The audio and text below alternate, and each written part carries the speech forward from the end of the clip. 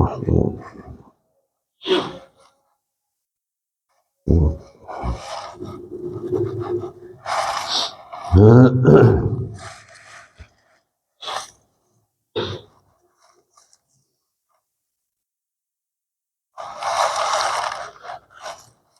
الحمد لله نحمده ونستعينه ونؤمن به ونتوكل عليه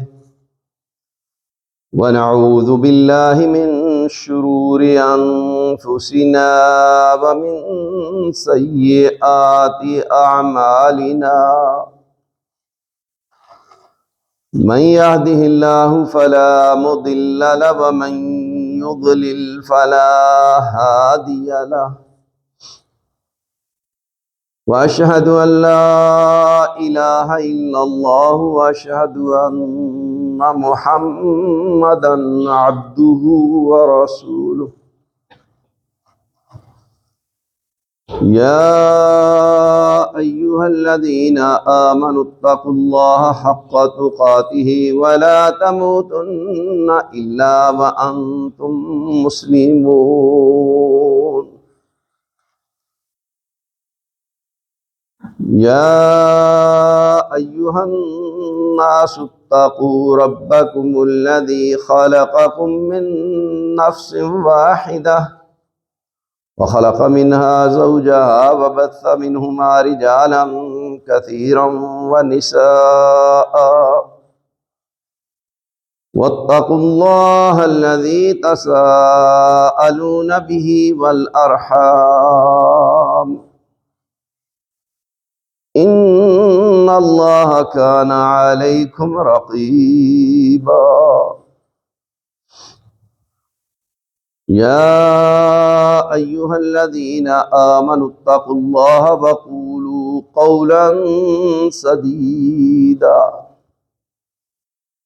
يصلح لكم أعمالكم ويغفر لكم ذنوبكم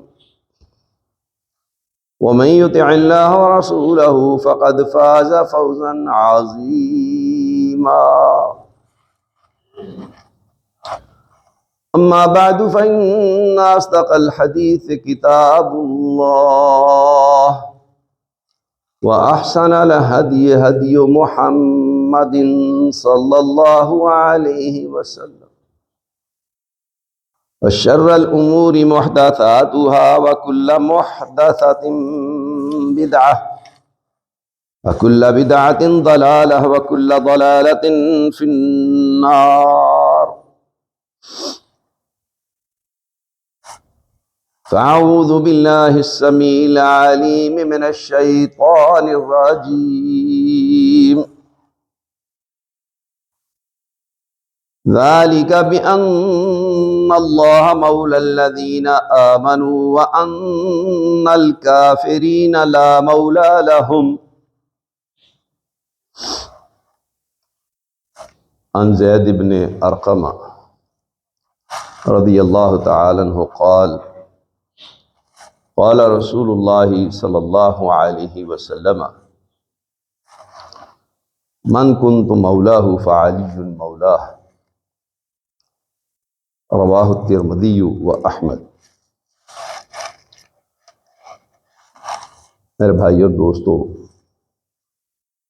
گزشتہ خطبہ جمعہ میں ہم نے یہ اعلان کیا تھا کہ آج کا خطبہ نبی صلی اللہ علیہ وآلہ وسلم کے اس فرمان پر کہ من کنت مولاه فعلی مولاه، کہ جس کا میں مولا ہوں علی بھی اس کا مولا ہے۔ یہ حدیث عمومی طور پر زبان زد عام ہے اور کئی ایک صحابہ اس حدیث کے راوی ہیں۔ ائمہ محدثین نے اس حدیث کے متواتر ہونے کا حکم لگایا۔ ہم آج کے خطبہ میں اس بات کو اللہ کی توفیق سے بیان کرنے کی کوشش کریں گے کہ اس کا صحیح معنی و مفہوم کیا ہے۔ پہلے یہ بات ذہن نشین کر لیں کہ لفظ مولا عربی زبان میں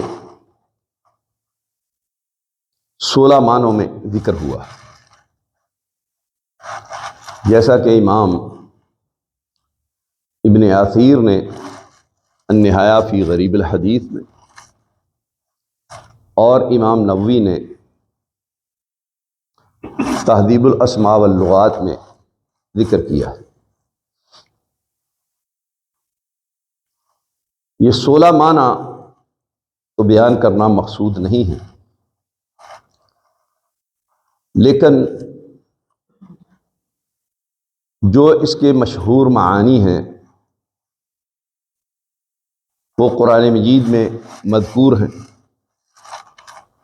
بقیہ معانی بھی قرآن مجید میں اور احادیث میں مذکور ہیں۔ ہم آج کے اس خطبہ میں سر دست 5 معنی بیان کریں گے۔ پہلا معنی المولا بمعنی القریب، یہ قریبی رشتہ دار، کوئی ایسا قریب کہ جس کے ساتھ بہت زیادہ گہرا تعلق۔ سورہ دخان میں اللہ تبارک و تعالی نے ارشاد فرمایا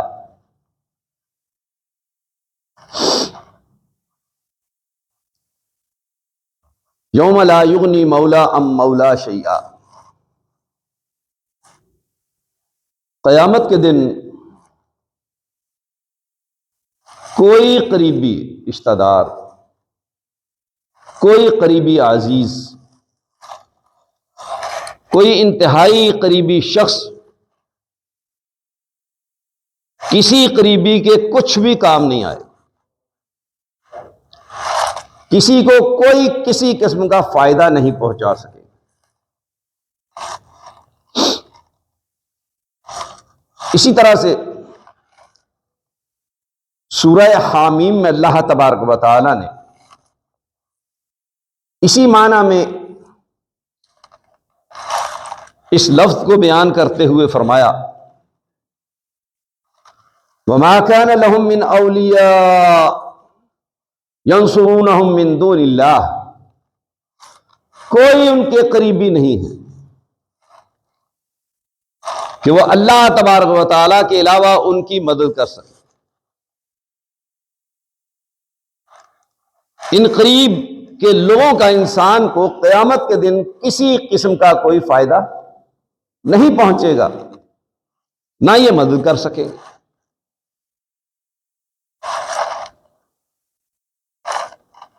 اسی طرح سے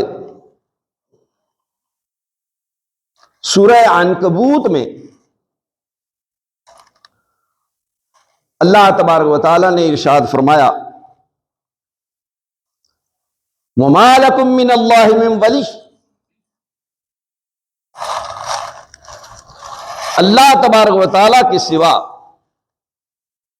کوئی کسی کا ولی نہیں ہوگا، کوئی کسی کا قریبی نہیں ہوگا، اور اللہ تبارک و تعالیٰ کے ہاں کوئی سفارش نہیں کر سکے، کوئی کسی قسم کا فائدہ نہیں پہنچا سکے۔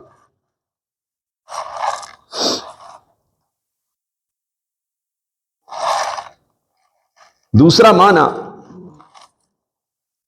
کہ مولا سے مراد یا ولی سے مراد رب تعالی، اللہ تبارک و تعالیٰ کی ذات گرامی اور اس کا صفاتی نام رب، جو ہم کہتے ہیں الحمدللہ رب العالمین۔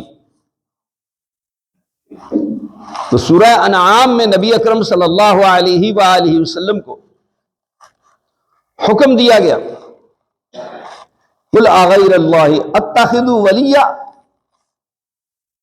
کہ آپ بیان فرما دیں، یہ اعلان کر دیں کہ کیا میں اللہ تبارک و تعالی کے علاوہ کسی اور کو رب بنا لوں؟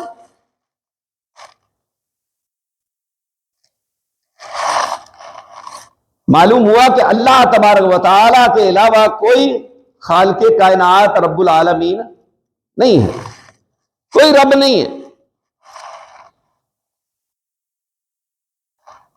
سورہ اعراف میں اسی بات کو بیان کرتے ہوئے فرمایا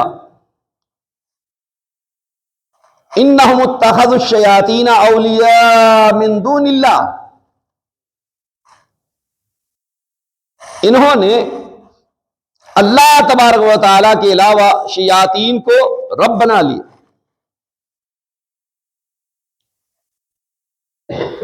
تو معلوم ہوا کہ اللہ تبارک و تعالیٰ کے علاوہ نہ کوئی رب ہے اور نہ کسی کو رب بنایا جا سکتا ہے۔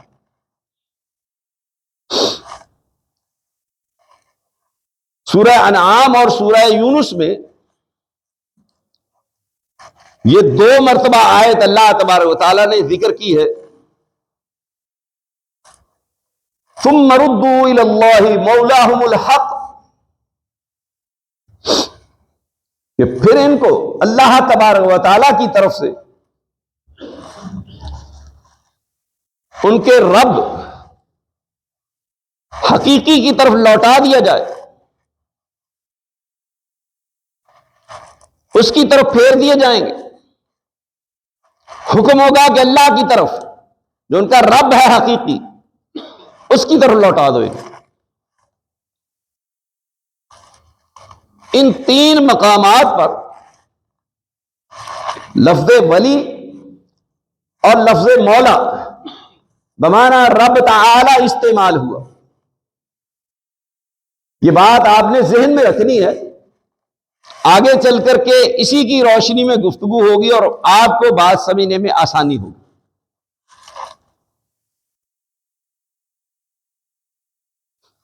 تیسرا معنی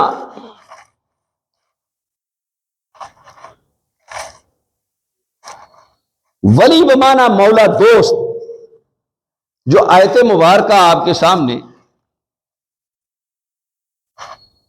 شروع میں تلاوت کی گئی سورہ محمد صلی اللہ علیہ وسلم کی، کہ اللہ تبارک و تعالیٰ نے فرمایا کہ ذالک بأن اللہ مولا الذین آمنوا،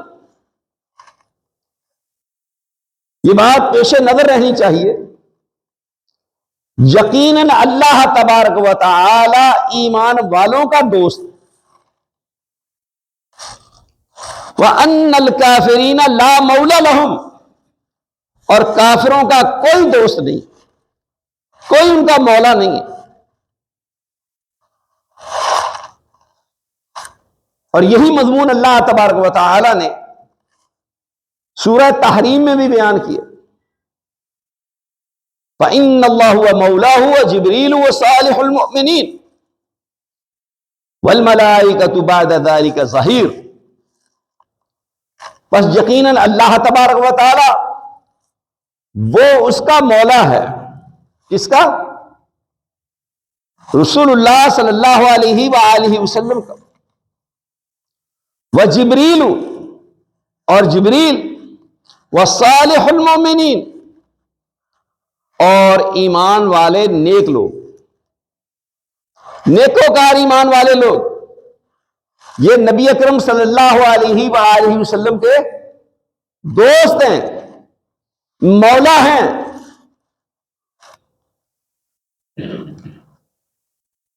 تو اگر وہ معنی مراد لیا جائے جو ہمارے معاشرہ میں جہالت کی بنا پر عمومی طور پر گردش کر رہا ہے، تو پھر تو نبی اکرم صلی اللہ علیہ وآلہ وسلم کے اللہ کے ساتھ جبرائیل اور ایمان والے بھی مومن قرار پائے،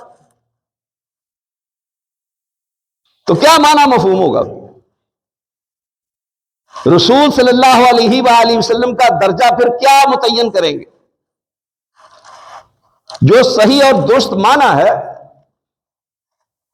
وہ کیا جائے گا تو قرآن مجید کا مقصود اور مطلوب پورا ہوگا اور بات آسانی سے سمجھ آ جائے گی اور عقیدہ بھی درست رہے گا، محفوظ رہے گا۔ چوتھا معنی الہ کے معنی میں، معبود کے معنی میں، جیسا کہ اللہ تبارک و تعالی نے سورہ زمر میں فرمایا والذین اتخذوا من دون اللہ اولیاء، اور وہ لوگ جنہوں نے اللہ تبارک و تعالی کے علاوہ الہ بنا لیے، اولیاء بمانا آلہہ، معبود بنانا، جس کی عبادت کی جاتی ہے۔ یہ بات تو مسلم اور طے شدہ ہے کہ جو کلمہ پڑھ کر کے ہم اسلام میں داخل ہوتے ہیں، جسے کلمہ توحید کہا جاتا ہے، وہ کیا ہے؟ لا الہ الا اللہ۔ معبود برحق صرف کون ہے؟ وہ اللہ تبارک و تعالی ہے، اس کے سوا کوئی معبود برحق نہیں ہے۔ تو اس آیت مبارکہ میں یہ بات بتائی گئی کہ مشرکین کفار اللہ تبارک و تعالیٰ کے علاوہ بھی الہ مانتے ہیں، الہ بناتے ہیں اور ان کی عبادت کرتے ہیں۔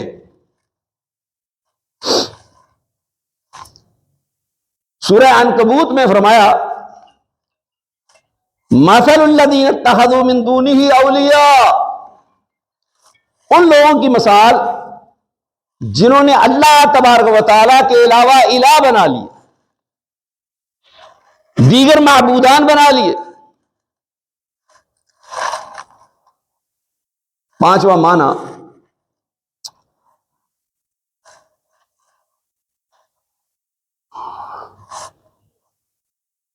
الولی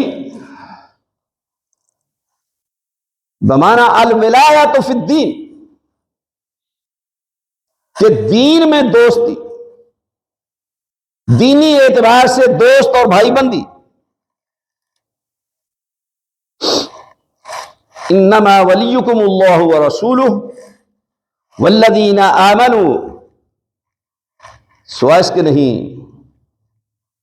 کہ تمہارے دوست، تمہارے ولی اللہ، اس کا رسول اور وہ لوگ جو ایمان لائے۔ الذین یقیمون الصلاۃ ویؤتون الزکاۃ وہم راکعون، کہ یہ آپ کے دوست کون لوگ ہیں؟ ایمان والے۔ ان کی صفات کیا ہے؟ وہ نماز قائم کرتے ہیں اور زکوٰۃ ادا کرتے ہیں، اور وہ رکوع کرنے والے ہیں، یعنی عاجزی انکساری کرتے، اللہ تبارک و تعالیٰ کے سامنے جھکتے ہیں۔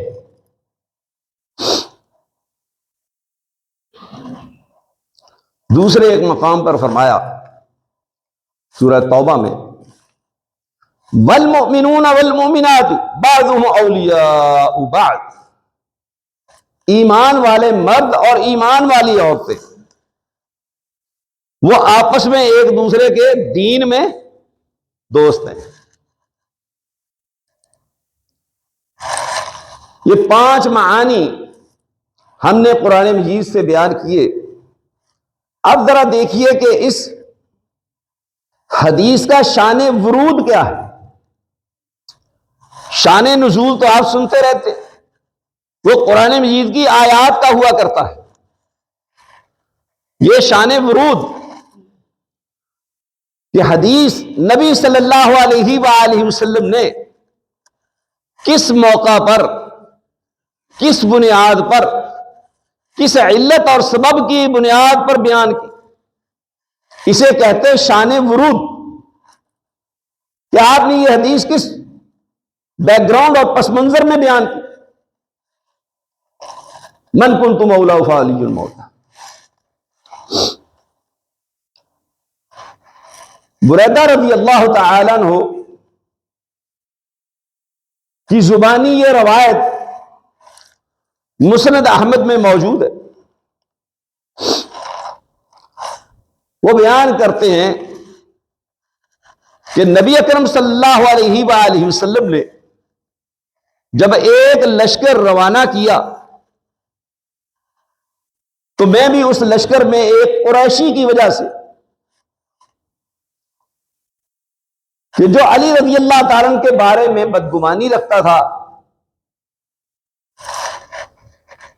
میں اس وجہ سے اس سے محبت کرتا تھا کہ میرے دل میں بھی علی رضی اللہ تعالی عنہ کے بارے میں بدگمانی.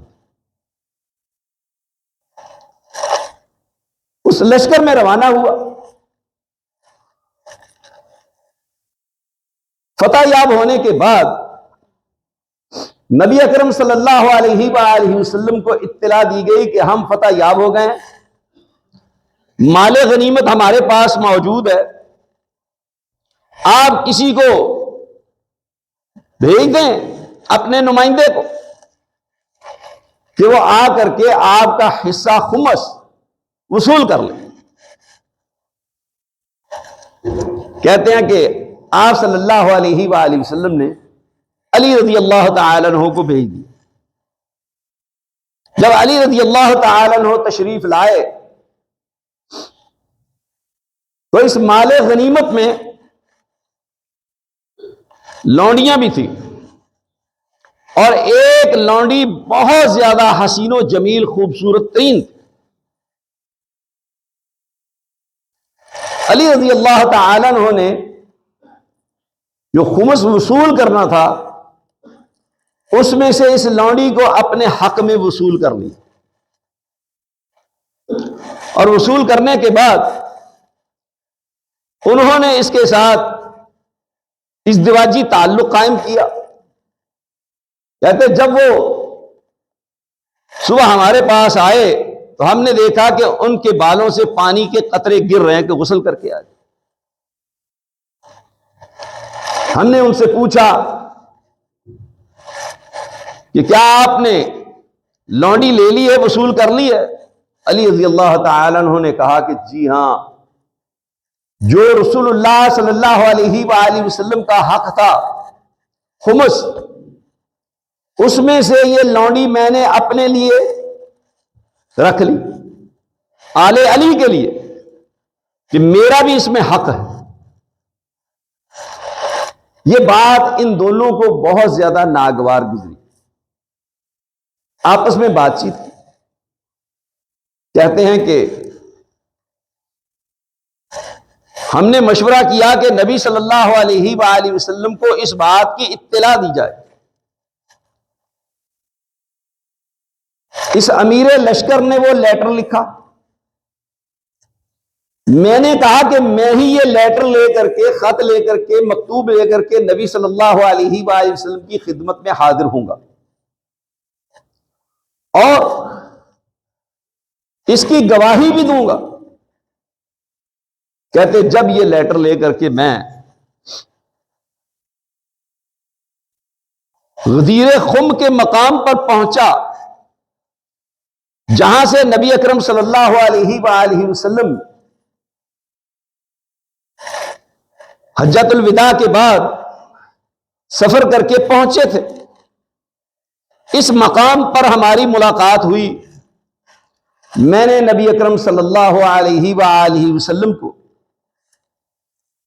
یہ خط پڑھ کر کے سنانا شروع کیا, اور ساتھ ساتھ میں تصدیق بھی کرتا جاتا کہ بات ایسی ہی ہے جیسے اس خط میں لکھی ہوئی. نبی صلی اللہ علیہ وآلہ وسلم نے میری بات پہ کوئی دھیان نہیں دیا, توجہ نہیں کی, صرف نظر کیا, کہا کہ اس بات کو چھوڑ دو, خط کو بھی چھوڑ دو. پھر آپ صلی اللہ علیہ وآلہ وسلم نے مجھ سے پوچھا اتبغض علیا, کیا تو علی رضی اللہ تعالی عنہ کے بارے میں بدگمانی کا شکار ہے؟ قال قلت نعم, دیکھیں یہ کتنے پاک باز لوگ ہیں, کتنے صاف دل لوگ ہیں, صاف گو لوگ ہیں, کس قدر سچ بولنے والے لوگ ہیں. قرآن مجید نے جو ان کے ایمان کی گواہی دی ہے تو ایسی نہیں, یہ خصوصیات کے حامل تھے. کہتے میں نے کہا جی ہاں, میں ان کے بارے میں اس غلط فہمی کا شکار ہوں. قال فلا تبغضه, تو رسول اللہ صلی اللہ علیہ وآلہ وسلم نے فرمایا کہ تو علی کے ساتھ بدگمانی کا شکار نہ ہو، ایسی بات اس کے متعلق اپنے دل میں نہ رکھ۔ پھر آپ نے فرمایا ان کنت تحبہ فاسدد لہ حبا، اگر تو علی سے محبت کرتا ہے تو اپنی محبت میں اضافہ کر، مزید علی کے ساتھ محبت کر۔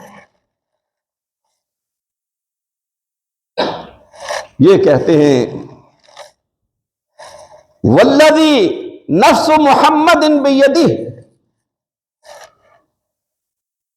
اس ذات کی قسم کہ اس کے ہاتھ میں محمد صلی اللہ علیہ وسلم کی جان ہے،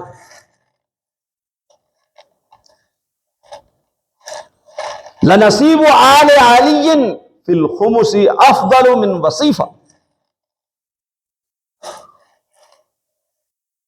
آل علی کا خمس میں اس لونڈی سے بھی زیادہ حق موجود ہے۔ تو لونڈی کی بات کر رہا ہے نا، تو رسول اللہ نے فرمایا کہ اس لونڈی سے زیادہ علی کا حق، آل علی کا حق ہے۔ پھر فرماتے ہیں قال فما كان من الناس احد بعد قول رسول اللہ صلی اللہ علیہ وسلم احب الی من علی،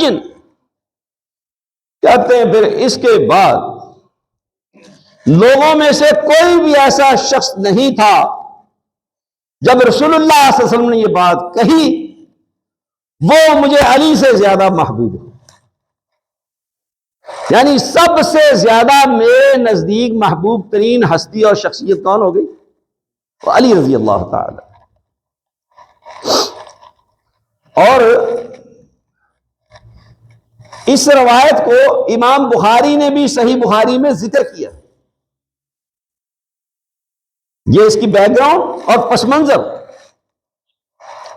وہ مختصر ہے، تو معلوم ہوا کہ اگر صحابہ کے دل میں ایک دوسرے کے متعلق کوئی بدگمانی، کوئی غلط فہمی موجود تھی، نبی اکرم صلی اللہ علیہ وآلہ وسلم کا فرمان عالی شان سننے کے بعد ان کے دل بالکل پاک اور صاف ہو گئے،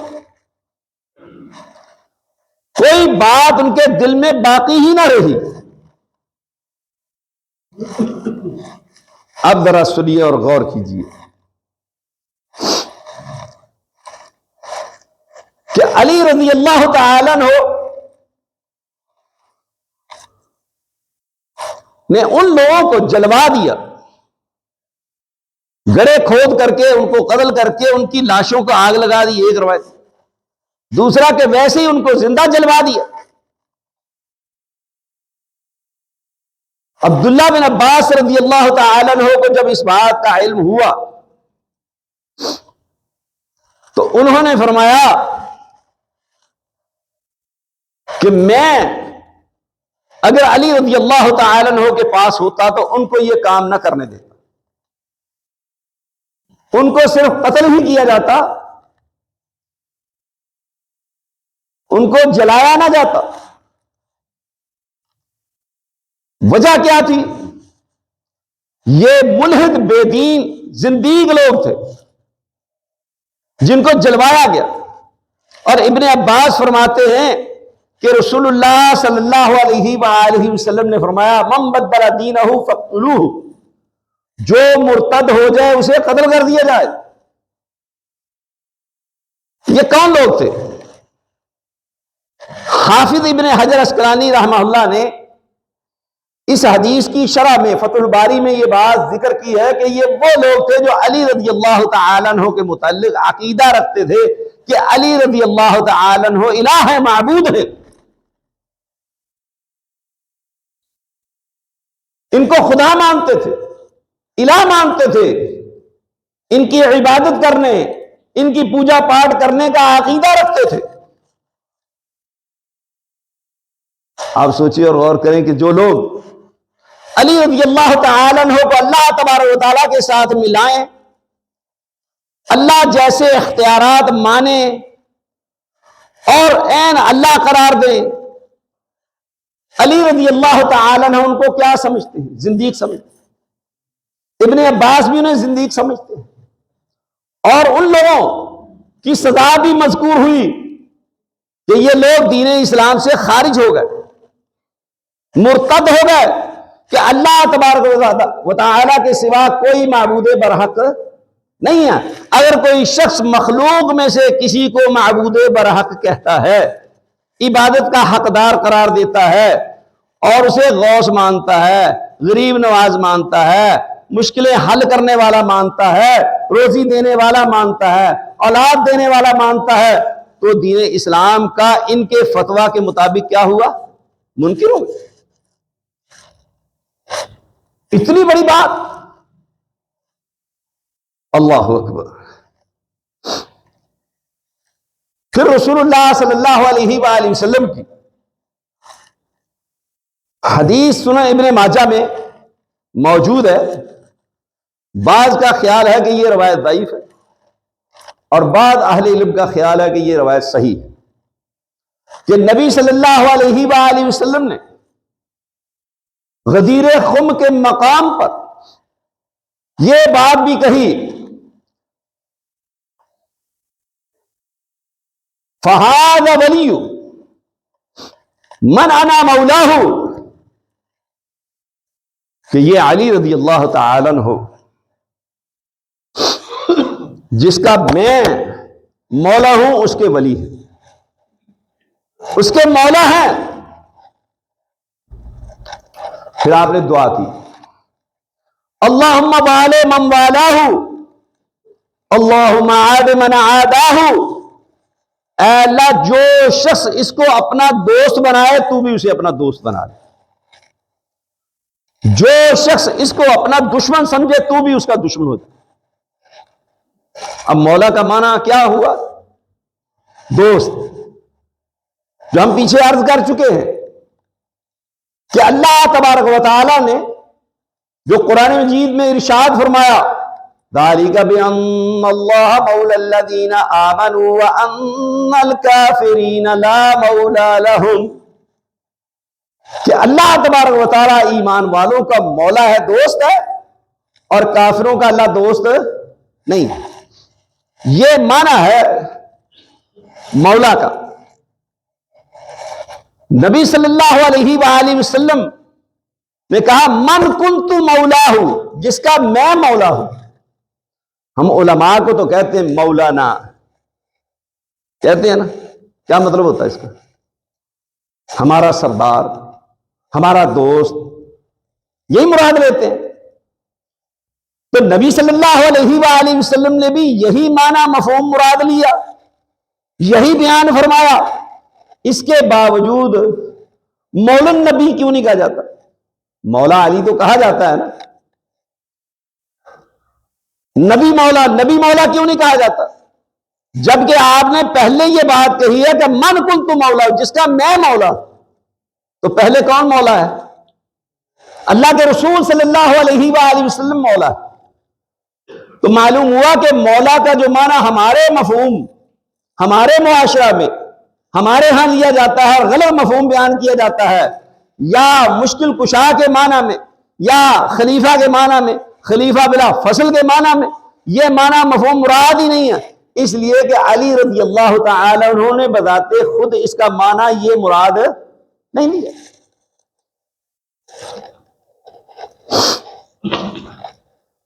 اب دیکھیے کہ جب قرآن مجید کی ان آیات سے یہ بات واضح ہوئی، اس حدیث کا معنی مفہوم، اس کی بیک گراؤنڈ، شان ورود سے بھی یہ بات واضح ہو گئی کہ نبی صلی اللہ علیہ وآلہ وسلم نے علی رضی اللہ تعالی عنہ کو جو مولا کہا وہ کس معنی میں؟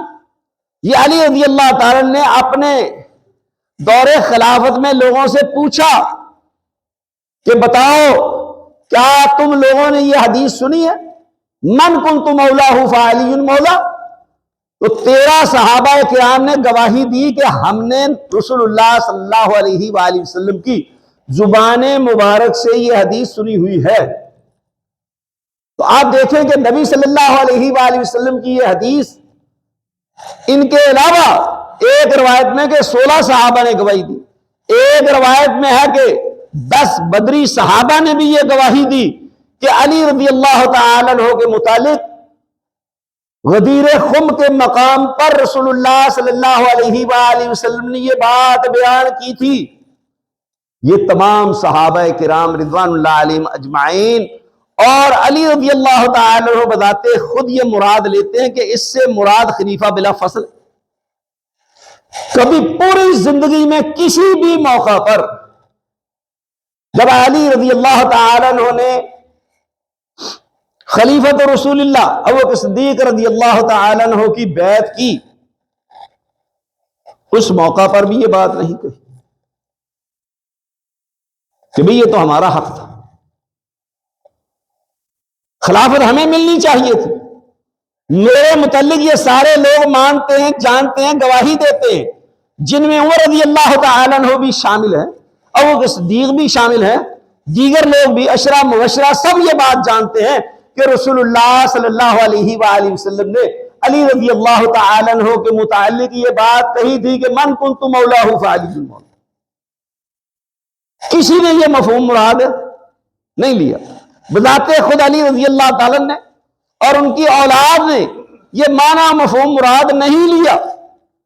اس کا مطلب یہ ہوا کہ یہ معنی مفہوم جو ہے یہ ہم نے اس بر صغیر کے ماحول میں مراد لیا ہے، وگرنہ کتاب و سنت میں ائمہ، علماء، محدثین، مفسرین، فقہا کسی کے نزدیک بھی یہ معنی مفہوم قابل تسلیم نہیں ہے، نہ کوئی بیان کرتا نہ کوئی مانتا ہے، اور نہ کوئی کسی نے کبھی اس بات کی بنیاد پر آپس میں جھگڑا کیا، اور بالاتفاق امت نے ابو بکر صدیق رضی اللہ تعالی عنہ کو خلیفۃ رسول اللہ تسلیم کیا، اور ان میں علی رضی اللہ تعالی عنہ بذات خود شامل ہے۔ ایک بات۔ دوسری بات کہ جب عمر رضی اللہ تعالی عنہ کی شہادت کا وقت قریب آیا کہ زخمی ہو چکے تھے، انہوں نے 6 آدمیوں کی کمیٹی بنائی کہ یہ 6 آدمی ان میں سے کسی ایک کو خلیفہ منتخب کر لینا۔